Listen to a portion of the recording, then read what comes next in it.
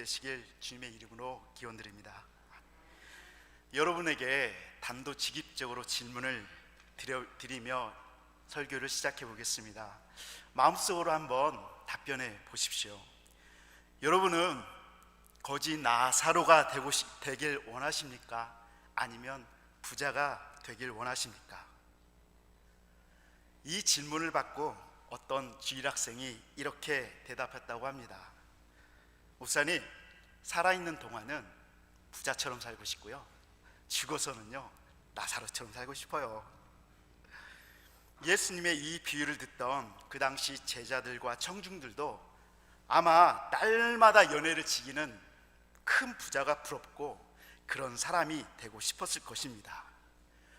우리는 흔히 부자와 거짓 나사로 이야기의 주제가 자기 자신을 위해서는 물질을 펑펑 썼지만 남에게 자비를 베푸는 데는 인색하였던 한 부자와 병들었고 지독한 가난한 삶을 살다간 한 거지의 인생 사이에 죽음 후에 반전이 일어나는 것이다.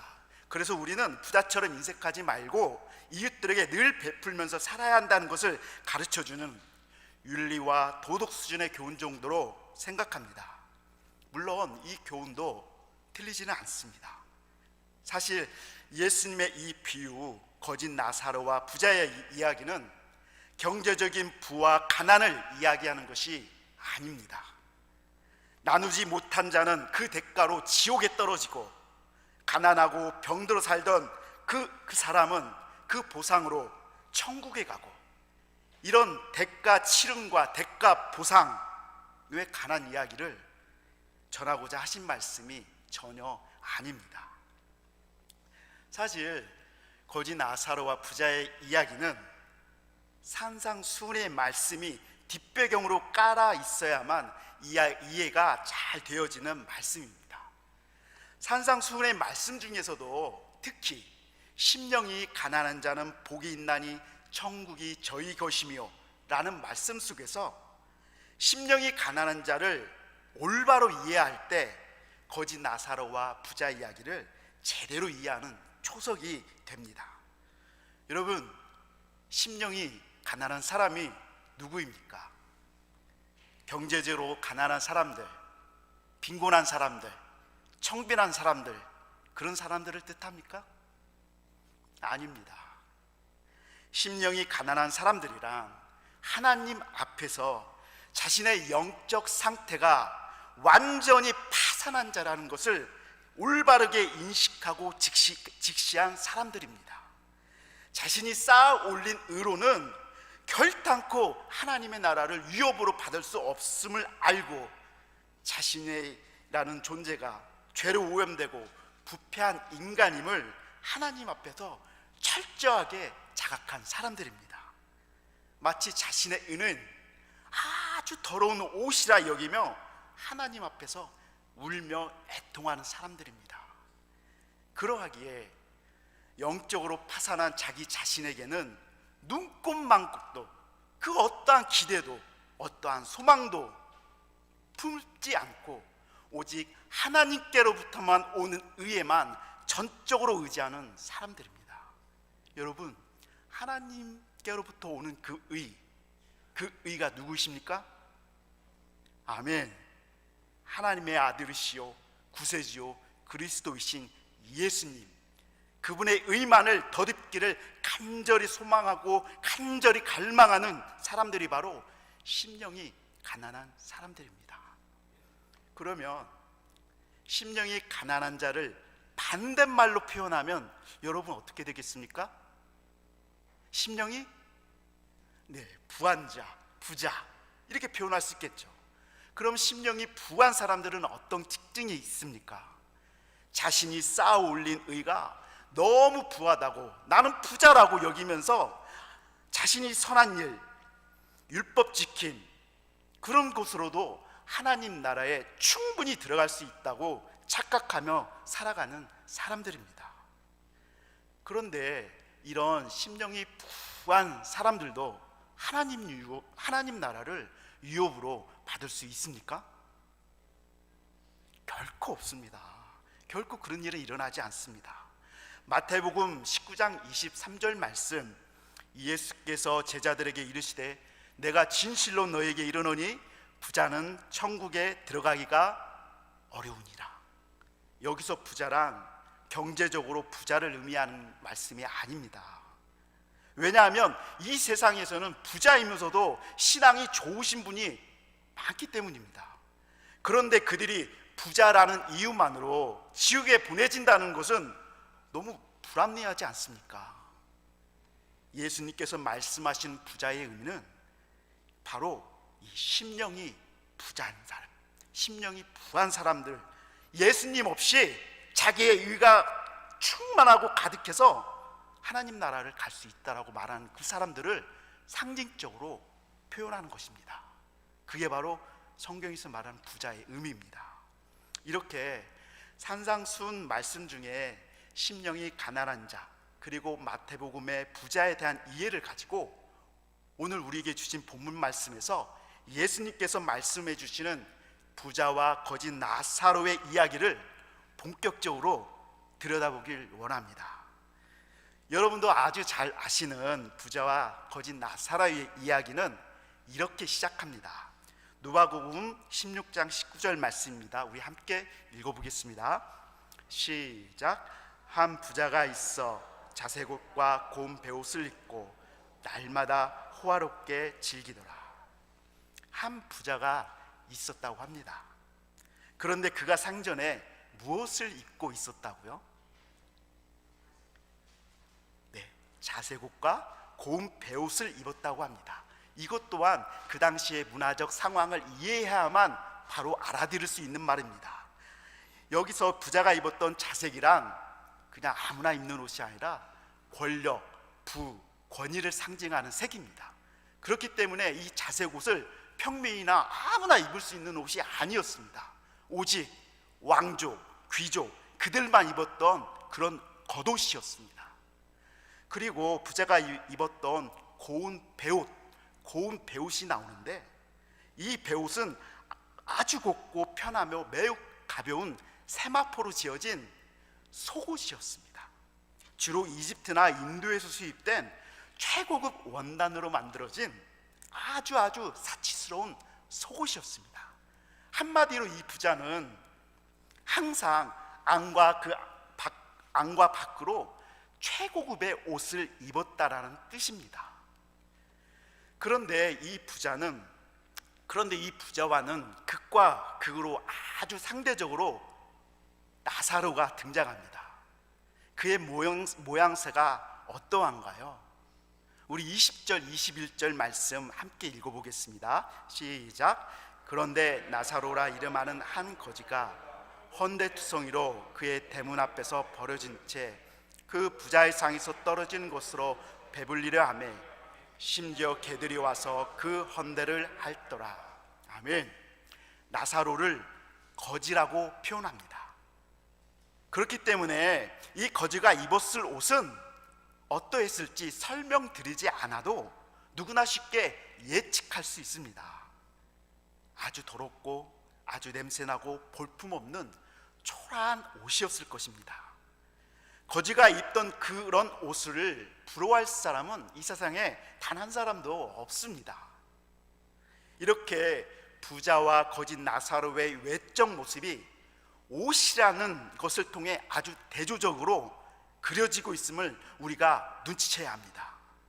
부자라고 하면 그냥 이 사람 돈 많아 하면 되는데 옷으로 대조하고 있다는 것을 눈치채야 합니다. 왜냐하면 성경에서 옷은 의리를 상징하기 때문입니다. 그래서 부자가 최고의 옷을 입었다는 것은 율법을 지켜 쌓아올린 자신의 의만을 전적으로 의지하는 사람들의 영적인 상태를 옷으로 설명하고 있는 것입니다. 그 반대로 나사로가 볼품없는 누더기 옷을 입었다는 것은 이것은 율법을 통해서 자신이 쌓아올린 의로는 도저히 해답이 없는, 하나님 나라를 유혹을 받을 수 없는 그런 의의 상태를 갖고 있기 때문에 절대적으로 자신이 쌓아올린 의를 의지하지 않고 오히려 그 옷을 벗어버리고 하나님께서 예배해 주시는 애복만을 입고자 하는 사람들이라는 뜻을 이 옷이라는 그림 언어를 통해 담아두신 것입니다. 그 다음 22절 23절 말씀을 살펴보겠습니다. 우리 함께 읽겠습니다. 이에 그 거지가 죽어 천사들에게 받들려 아브라함 품에 들어가고 부자도 죽어 장세 그가 음부에서 고통 중에 눈을 들어 멀리 아브라함과 그의 품에 있는 나사로를 보고. 아멘. 이 비유 이야기를 듣고 있었던 청중인 이스라엘 사람들은 부자와 거지 나사로의 이야기를 들으면서 어떤 생각을 했을까요? 그 당시 이스라엘 사람들은 물질의 주인이 하나님께 있기 때문에 이 부자는 하나님께서 물질로 축복해 주셨다, 그래서 이 사람이 경제적으로 아주 부유한 삶을 살고 있다라고 생각했습니다. 그리고 한 걸음 더 나아가서 하나님께서 그냥 물질의 복을 부어주신 게 아니라 이 부자는 율법을 아주 열심히 잘 지켰기 때문에 하나님 눈에 잘 들어서 그 보상으로 물질의 복을 받은 거야 라는 생각이 널리 퍼져 있었습니다. 그런데 사실 이 부자는 안식일도 지키지 않고 매일 날마다 호화로이 연애를 즐겼던 것으로 보아 율법을 완전하게 지키진 않았던 것 같습니다. 그런데 그 반대로 이 거지 나사로는 율법을 지키지 못했기 때문에 사람들의 생각은 하나님의 눈에 안 들었고 버림받고 저주받아서 치질이도 가난하고 병들었지라고 이 시대의 사람들은 생각을 했다는 것입니다. 한마디로 사람들은 부자가 왜 부유하게 되었냐, 그 질문에 율법을 잘 지켰기 때문에 하나님의 축복으로 부자가 되었고, 거짓 나사로가 왜 병들고 가난하게 되었냐, 율법을 지키지 않았기 때문에 하나님께서 저주하셔서 그래, 이런 식으로 생각했다는 것입니다. 그런데 지금 자기들의 논리상으로는 부자는 하나님의 축복을 받았기 때문에 이 부자는 당연히 천국에 가야 하는데 지옥에 갔고, 거짓 나사로는 하나님의 저주를 받았기 때문에 당연히 지옥에 가야 하는데 천국에 갔다는 것입니다. 이스라엘 사람들의 상식에 맞지 않는 말씀을 예수님께서 지금 하시고 계신 것입니다. 여러분, 마태복음 19장에 나오는 부자 청년 이야기 여러분께서도 잘 아실 것입니다. 재물이 아주 많고 성공한 청년이 예수님께 나와서 무슨 선한 일을 하여야 영생을 얻을 수 있습니까? 라고 질문합니다. 그때 예수님께서 결론적으로 이렇게 말씀하십니다. 마태복음 19장 23, 24절 말씀입니다. 예수께서 제자들에게 이르시되 내가 진실로 너희에게 이르노니 부자는 천국에 들어가기가 어려우니라. 다시 너희에게 말하노니 낙타가 바늘기로 들어가는 것이 부자가 하나님 나라에 들어가는 것보다 쉬우니라 하시니. 그 말씀을 들은 제자들이 소스라치며 놀라며 이렇게 묻습니다. 그렇다면 도대체 누가 구원을 얻을 수 있습니까? 이와 똑같은 맥락입니다. 부자와 거짓 나사로의 이야기를 듣는 이스라엘 사람들의 마음속에는 동일하게 예수님께 질문을 던졌을 것입니다. 그렇다면 누가 구원을 얻을 수 있습니까? 라고 놀라며 반문하며 듣고 있는 것이었습니다. 그 마음을 예수님께서 아주 잘 아시듯 20절 말씀 속에 그렇다면 누가 구원을 얻을 수 있는가에 대한 그 해답을 담아두셨습니다. 땅에 묻힌 보화처럼 숨겨놓으셨습니다. 20절 말씀을 다시 한번 읽어보겠습니다. 시작. 그런데 나사로라 이름하는 한 거지가 헌데투성이로 그의 대문 앞에 버려진 채. 아멘. 여기 나사로라 이름하는 한 거지라는 표현이 있습니다. 눈여겨봐야 합니다. 여러분도 잘 아시다시피 예수님께서 가르쳐 주신 비유가 신약 성경에 약 40개 정도 등장하는데, 이 비유 가운데 사람의 실명을 등장시키는 비유는 이 거지 나사로 외에는 전혀 없습니다. 이곳에서 유독 예수님께서 나사로라는 실명을 지어 이 비유 가운데 등장인물로 삼아 당시 듣고 있던 사람들이 예수님의 말씀을 쉽게 이해하도록 도와주셨던 것입니다. 당시 예수님의 말씀을 듣고 있던 사람들은 누구나 쉽게 이해할 수 있었던 그 이름의 뜻을 우리도 한번 들었다 보도록 하겠습니다. 이 부분의 말씀을 성경의 원문대로 번역해 보면 나사로라 이름 불리는 한 거지입니다. 여기 나사로라는 이름은 헬라식 언어입니다. 히브리어를 헬라어로 표현한 것인데 히브리어의 엘리에셀의 취각형입니다. 엘리에셀 하면 무슨 생각이 떠오르시나요? 구약 아브라함의 충성된 종, 아브라함의 아들 이삭의 신부를 구하기 위해 먼 길을 떠났던 그 종 기억나시죠? 그 사람의 이름이 엘리에셀입니다. 그 이름의 뜻과 똑같은 헬라어 이름이 바로 나사로입니다. 엘리에셀 그 이름의 뜻은 바로 하나님께서 도우신다라는 뜻을 가지고 있습니다. 그러니 나사로의 이름의 뜻도 하나님께서 도우신다입니다. 다시 한번 무슨 뜻이라고요? 아멘. 하나님께서 도우신다. 그럼 하나님께서 도우시는데, 하나님께서 도와주시는데 과연 누구를 도우실까요? 어떤 사람을 도우셔서 천국으로 이끌어 가실까요? 그 사람들이 도대체 누구인가를 알아보기 위해서 여기 눈여겨볼 또 하나의 단어가 바로 거지라고 번역된 성경 언어입니다. 헬라어로 푸터코스라고 합니다. 혹시 들어보셨나요? 이 푸터코스라는 단어는 어디에 사용되었냐면 여러분도 아주 잘 아시는 심령이 가난한 자는 복이 있나니에서 이 가난한 자로 번역된 성경 언어와 동일한 단어입니다. 그러니 성경이 가난한 자 니꼬르 심령이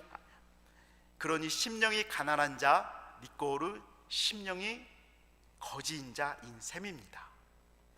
그래서 여러분, 나사로로 이름하는 한 거지라는 그 표현 속에 담겨 있는 의미는 바로 하나님께서 도우시는 심령이 가난한 자인 셈입니다.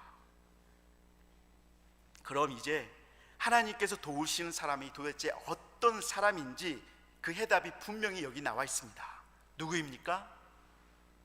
네, 심령이 가난한 사람들입니다. 심령이 거지인 사람들입니다. 이제 거지 나사로 하는 말씀을 들으면 생각이 전환이 일어나야 합니다. 곧 고지곳대로 거지 나사로라는 말 듣지 마시고 하나님께서 심령이 가난한 자를 도우신다, 그 뜻으로 알아새겨야 합니다.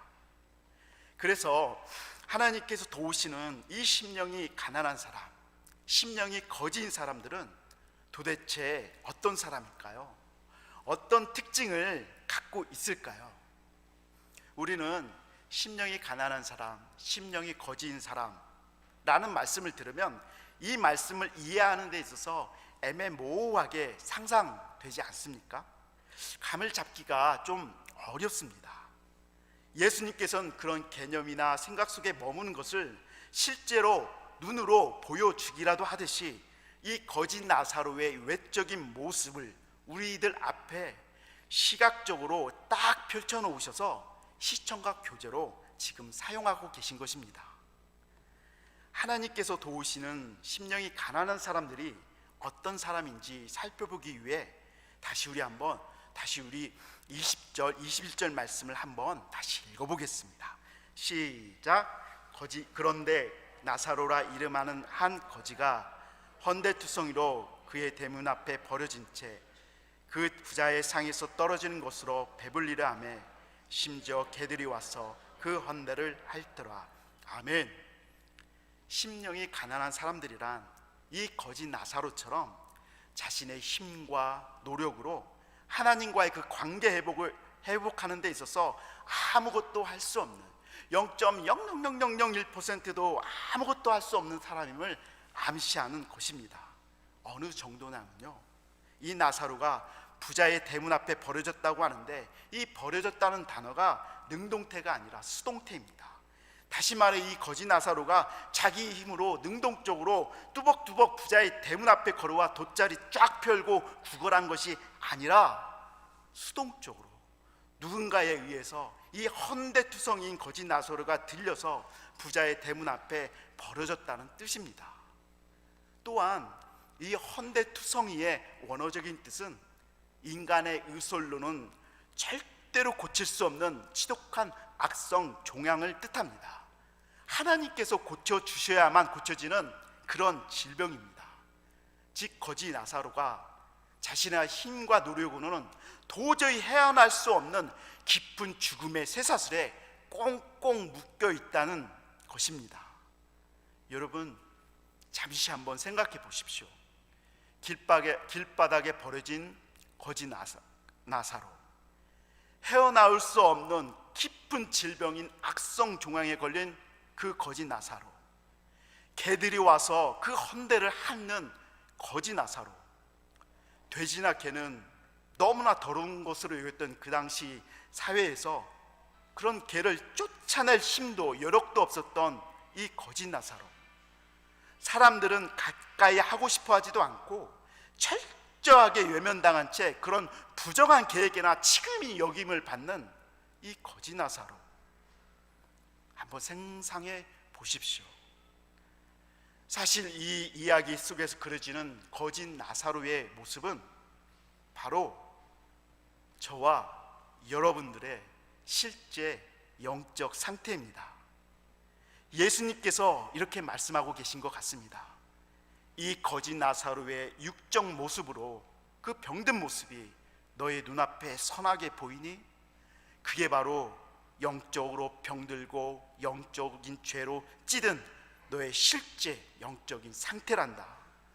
이 거짓 나사로가 입고 있는 그 누더기 옷 보이니 그게 바로 네가 쌓아 올린 더럽고 추접한 의의 모습이란다.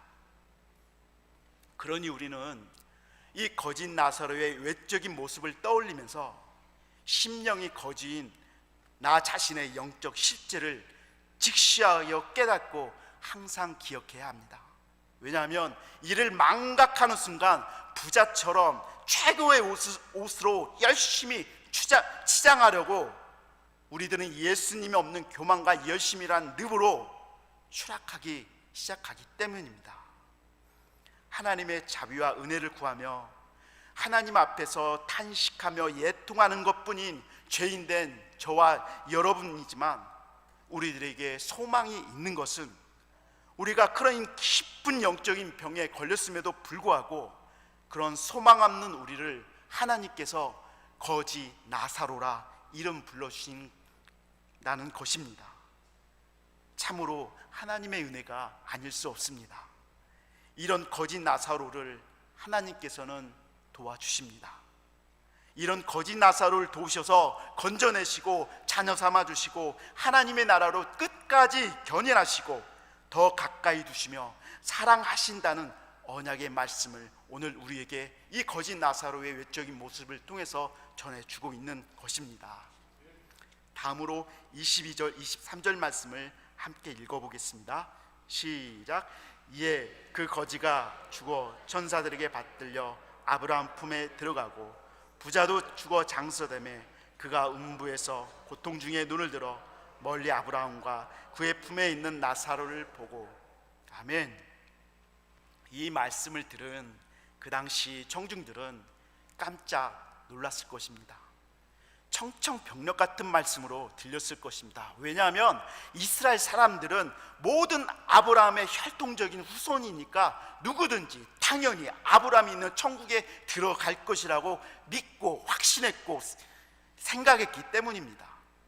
자신이 하나님의 긍휼을 받는 이유가 아브라함의 믿음이 아니라 바로 아브라함의 혈통이라고 찰떡같이 믿고 있었기 때문입니다. 예수님께서는 이들의 잘못된 고정관념에 지금 찬물을 끼얹는 것입니다. 깨어나라고. 이 이야기를 듣던 청중들은 아마 이렇게 생각했을 것입니다. 이게 뭐라고? 아브라함의 후손이며 율법을 잘 지켜 하나님을 축복을 받은 저 부자가 지옥에 떨어졌다고? 어떻게 하나님의 저주를 받아 병들리고 거진 사람이 아브라함의 품에 안길 수 있다는 말이야? 그럼 예수님의 말씀대로 왜 부자는 지옥에, 왜 거짓 나사로는 천국에 가게 되었던 것일까요? 하나님께서 아무 이유나 아무 근거도 없이 그렇게 심판하셨을까요? 아닙니다. 절대 그렇지 않습니다. 먼저 마가복음 9장 48, 49절에 예수님께서 이 지옥의 모습을 설명해 주십니다.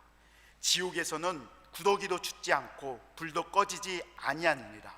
사람마다 불로써 소금치듯함을 받으리라. 아멘. 그런 불꽃 가운데 지금 고통당하는 자신을, 그런 불꽃 가운데 그 고통당하는 부자가 아브라함에게 두 가지 간청을 합니다. 첫째는 이 불꽃 가운데서 고통당하는 자신에게 물 한 모금 건네달라는 간청입니다.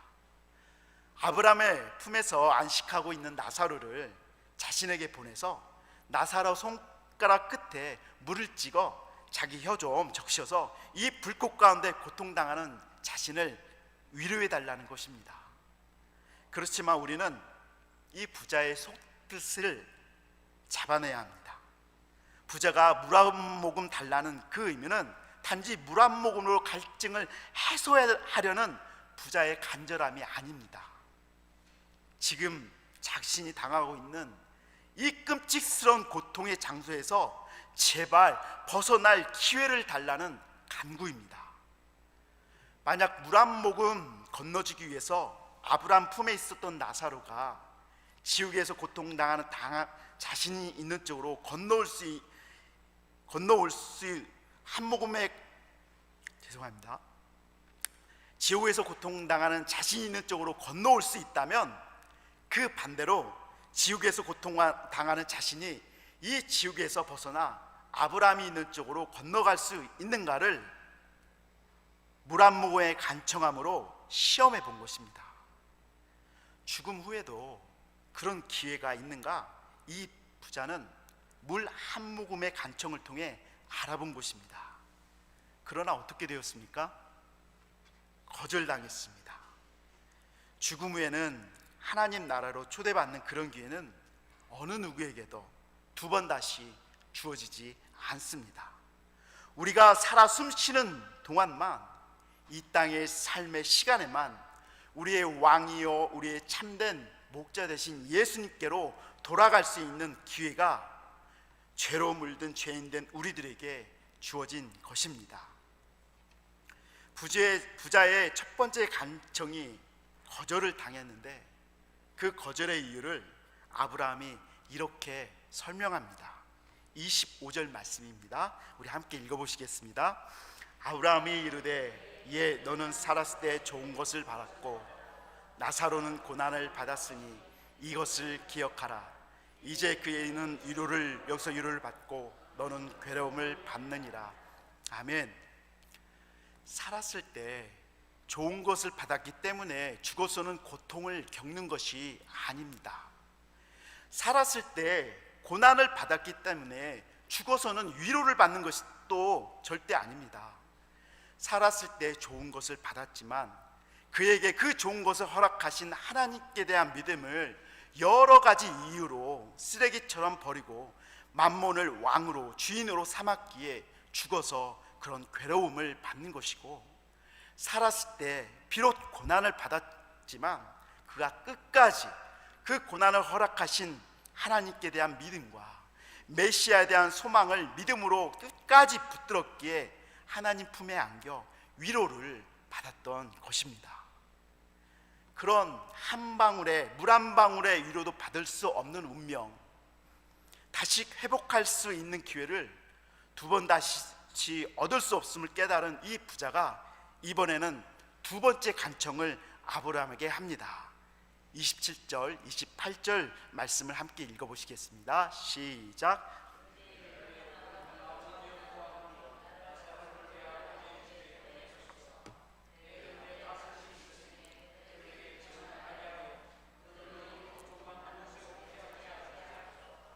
아멘. 부자는 자기 형제들을 극진히 사랑했던 사람이었던 것 같습니다. 이 부자의 형제들은 사실 이스라엘 민족을 대표하는 의미로 쓰인 말입니다. 지옥에 떨어진 자신은 이미 늦어버려서 천국으로 옮겨질 기회가 전혀 없지만 세상에 아직 살고 있는 자기 5 형제에게는 회개할 기회가 있으니 그들에게 가서 경고하여 자기 형제들만은 절대로 이 고통받는 끔찍한 지옥에 오지 않게 해달라는 회개할 기회를 그들에게 주어지게 해달라고 이 아브라함에게 2번째로 간청하는 것입니다. 그렇게 하기 위해서 아브라함의 품에서 지금 안식하고 있는 나사로를 다시 부활시켜서 자기 형제들에게 보내달라는 이 부자의 간절한 소망입니다. 그리고 이 부자는 자기 형제들이 돌이킬 수 있는 계기가 바로 초자연적인 기적을 경험하면 될 것이라고 생각했던 것 같습니다. 그것도 이 세상에서 도저히 경험할 수 없는 그런 기적 말입니다. 이미 죽어 썩어져 뼈밖에 없는 사람이 다시 멀쩡하게 살아나는 기적, 우리 상식과 이해로 따질 수 없는 그런 초자연적인 기적, 그런 기적 말입니다. 그래서 아브라함의 품에서 안식하는 나사로를 다시 살려서 자기 아버지 집으로 제발 보내달라는 간청입니다. 이것은 그 당시 종교 지도자들이나 이스라엘 백성들이 무엇을 추구하며 신앙생활을 하고 있는지를 예수님께서 말씀해 주시는 것입니다. 마태복음 12장 29절 말씀, 예수께서 대답하여 이르시되 악하고 음란한 세대가 표적을 구하나.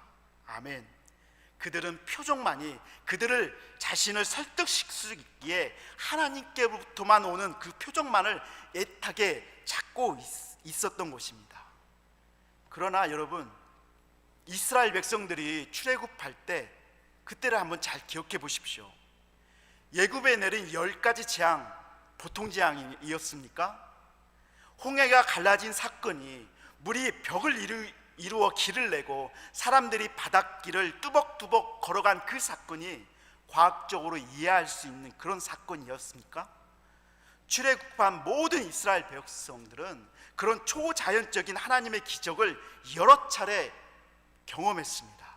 그런데 보십시오, 그 사건을 경험한 출애굽한 사람들 중에 변화되어서 오직 하나님을 섬기면서 살겠다고 나선 믿음의 사람들이 몇이나 있었습니까? 가데스 바냐에서 하나님을 버리고 다시 우상을 섬기는 예굽으로 돌아가겠다고 그 난리를 치지 않았습니까? 결국은 하나님께서 약속하신 가나안 땅에 들어가지도 못하고 구경도 못하고 출애굽 1세대들은 광야에서 죽지 않았습니까? 그뿐입니까?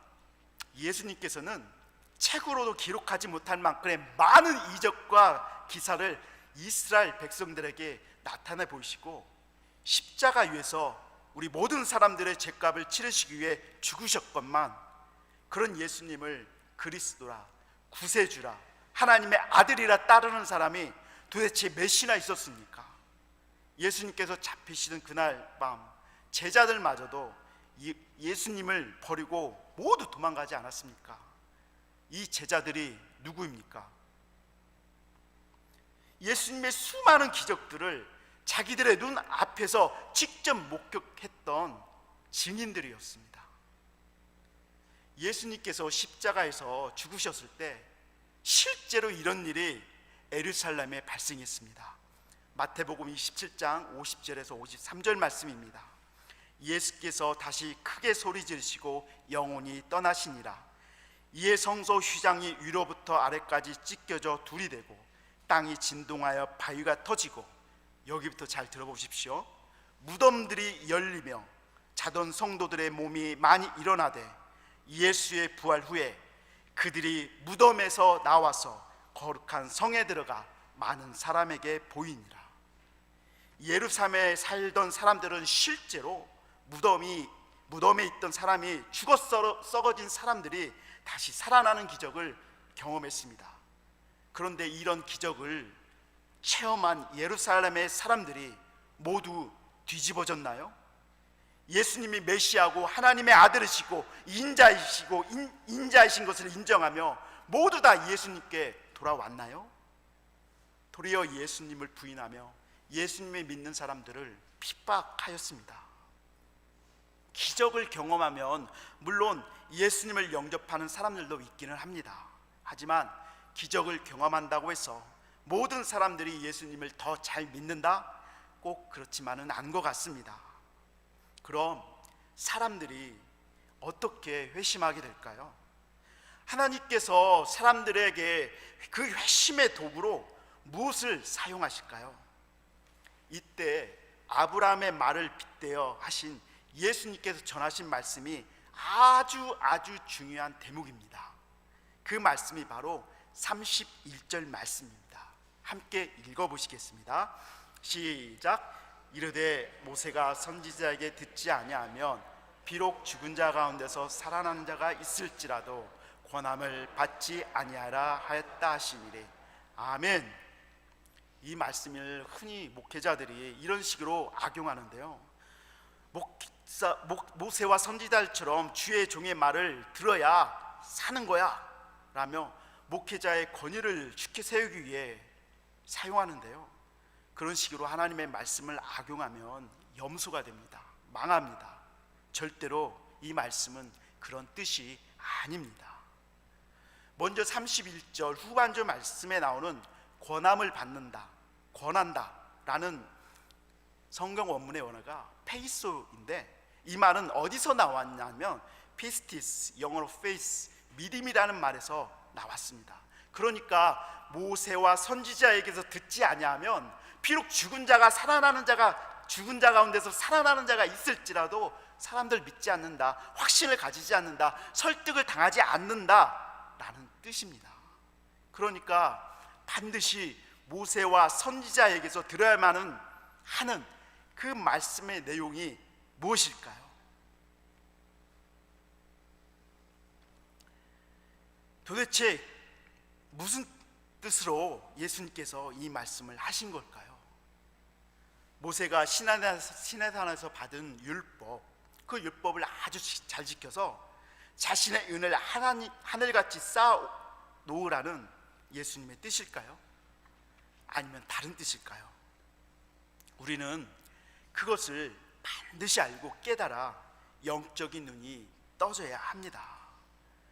모세와 선지자들이 손가락을 뻗치며 가리켰던 그 말씀이 도대체 무엇인지 모른다면 예수님께서 부자와 거짓 나사를 통해서 주시고자 하는 메시지를 정확히 이해하지 못하고 거기서 끝나고 마는 것입니다.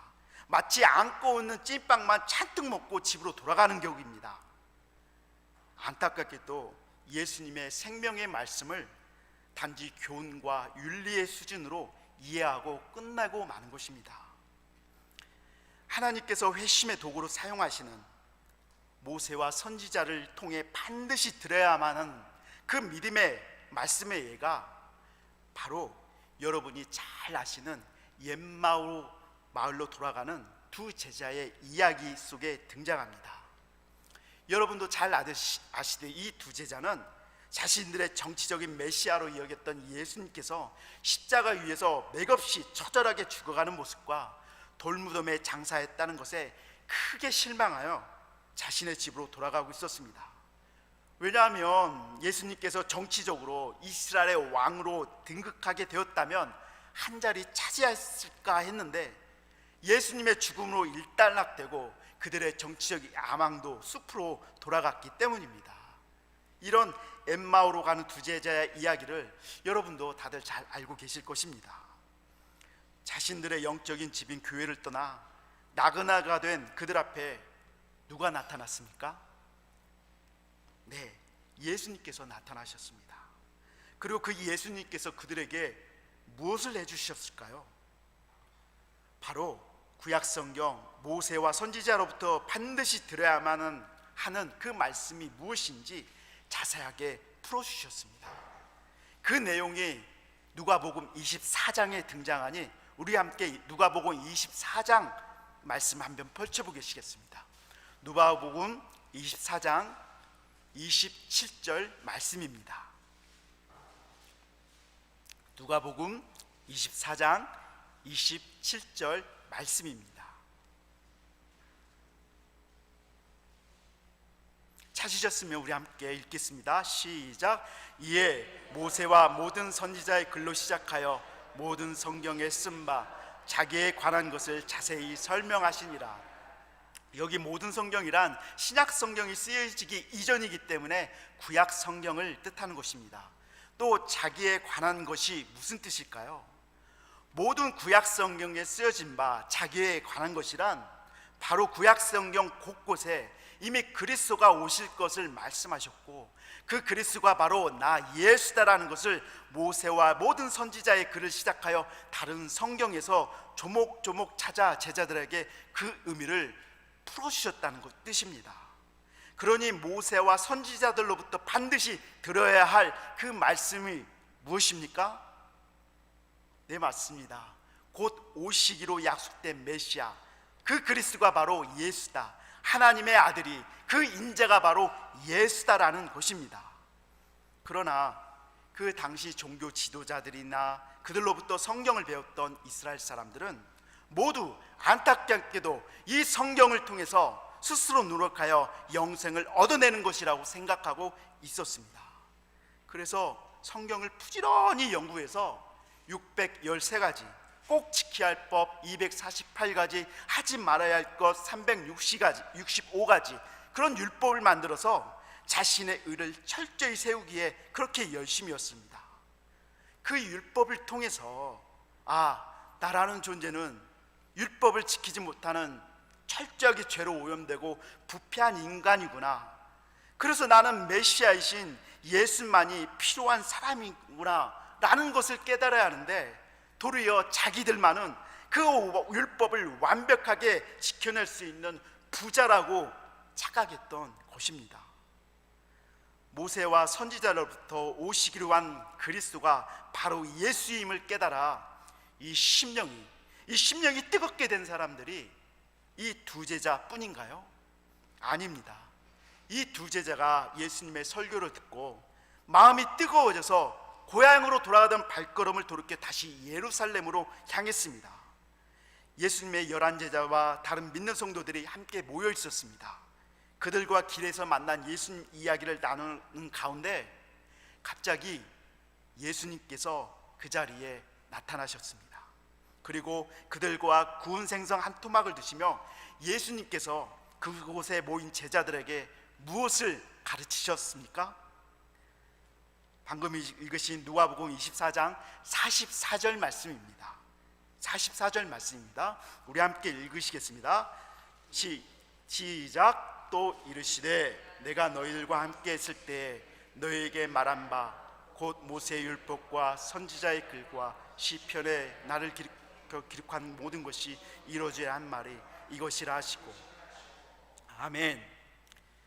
이제 여러분 모두 부활하신 예수님께서 유언같이 제자들에게 가르친 말씀이 무엇인지 아셨을 것입니다.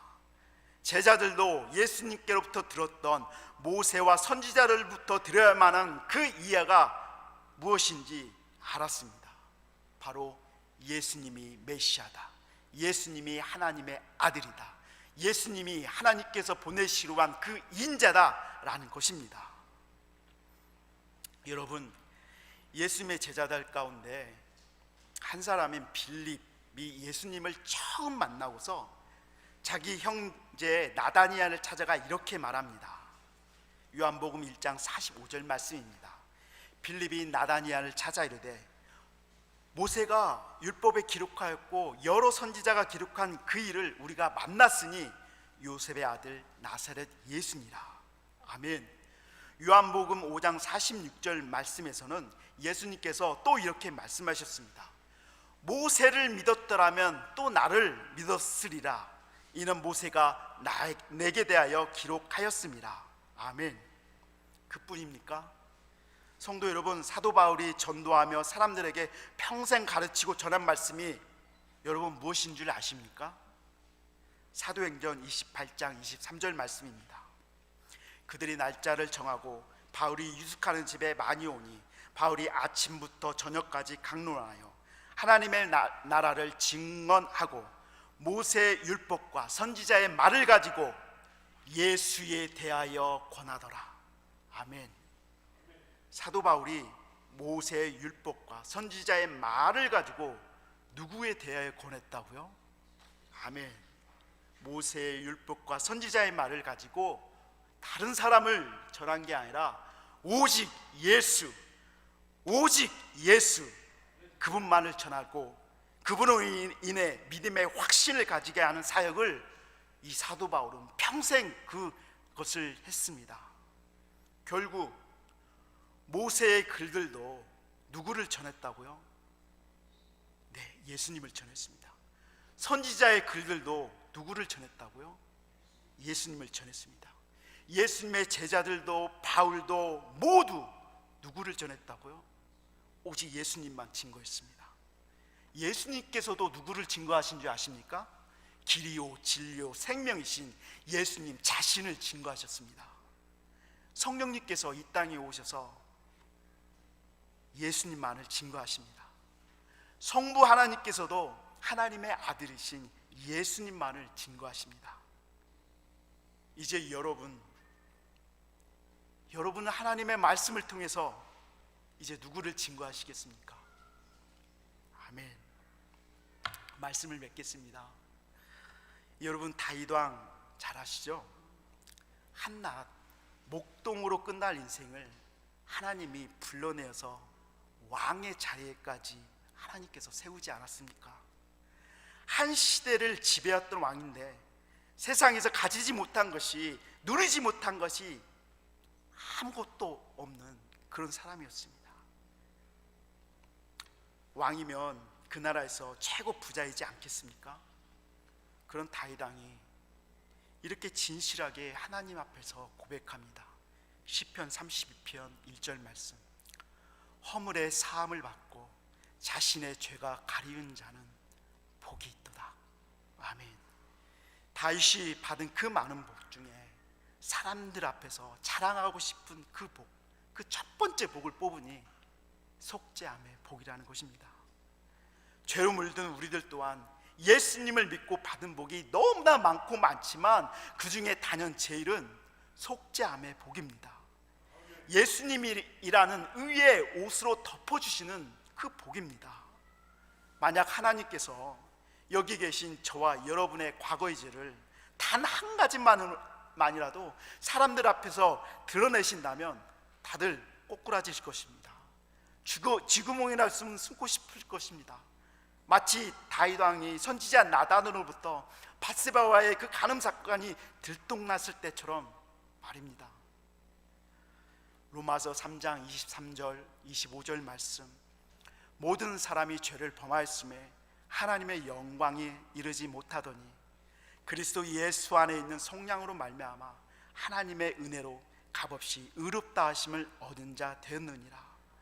이 예수를 하나님이 그의 피로써 믿음으로 말미암는 화목제물로 세우셨으니 이는 하나님께서 길이 참으시는 중에 전에 지은 죄를 간과하심으로써 자신의 의로움을 나타내려 하심이라. 아멘. 하나님께서, 하나님의 은혜는 예수님의 피로 죄가 덮어지는 이 가려지는 복이라고 말씀하십니다. 이렇게 큰 복, 가장 큰 행복을 우리 품에 예수 그리스도의 십자가를 통해 안겨주셨건만 부하든 부하지 않든 이 세상의 것에 눈이 가려져서 나의 진정한 영적인 상태를 보지 못하는 눈먼 사람들이 안타깝게도 바로 우리들입니다. 요한계시록 3장에 라우디게아 교회에 예수님께서 이렇게 말씀하시는데 그것은 우리들의 영적인 모습입니다. 요한계시록 3장 17절 말씀. 네가 말하기를 나는 부자라 부유하여 부족하신 것이 없다 하나 네 공고한 것과 네 가련한 것과 네 가난한 것과 네 눈먼 것과 네 벌거벗은 것은 알지 못하는도다. 아멘. 이런 우리들에게 예수님께서 말씀하십니다. 사랑하는 자야, 너는 지금 영적으로 만신창이란다. 영적으로 나사로의 모습같이 병들고 헐벗은 거지란다.